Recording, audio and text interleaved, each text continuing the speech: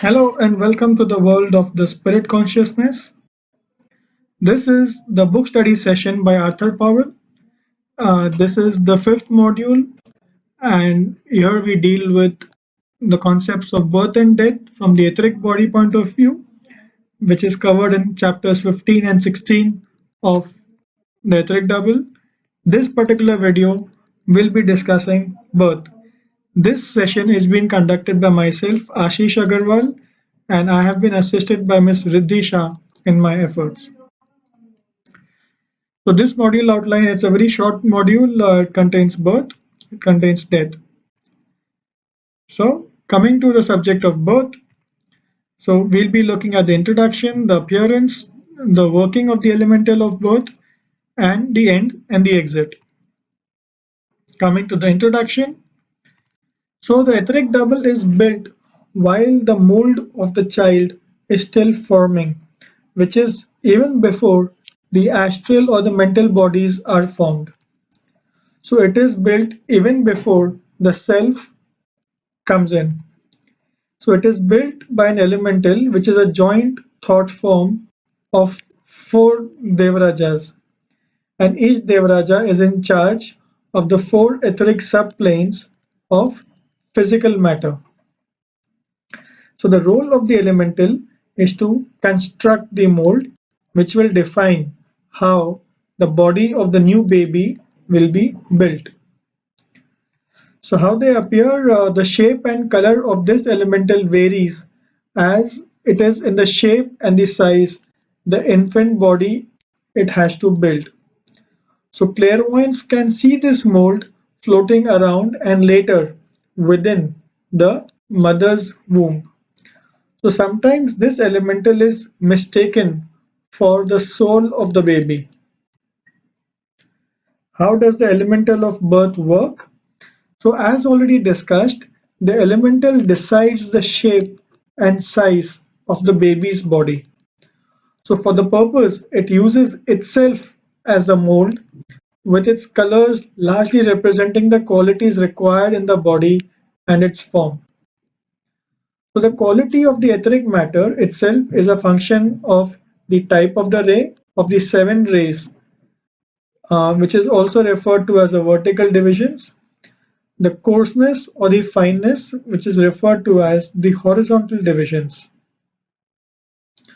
So the ray type is determined by the physical permanent seed or the atom, which includes the subtype as well. So the coarseness or the fineness is determined by the karma of the past incarnations. Hence, the elemental carries with it that portion of the prarabdha or the karma of the individual which determines the physical body. The elemental decides whether the baby will be born smart or stupid, calm or short-tempered, full of energy or sluggish, empathetic or passive, etc. So the elemental chooses these qualities based on what is required for the case, as the qualities remain dormant in the mother's and father's genes. The body of the mother supplies the etheric matter for the infant body. Hence, it is important for the mother to be supplied the purest materials when pregnant. So unless it is required for the baby to have some special characteristics, which is then performed by the elemental, the thoughts of the mother and the thought forms which float around her is the key determinant in the development of the fetus.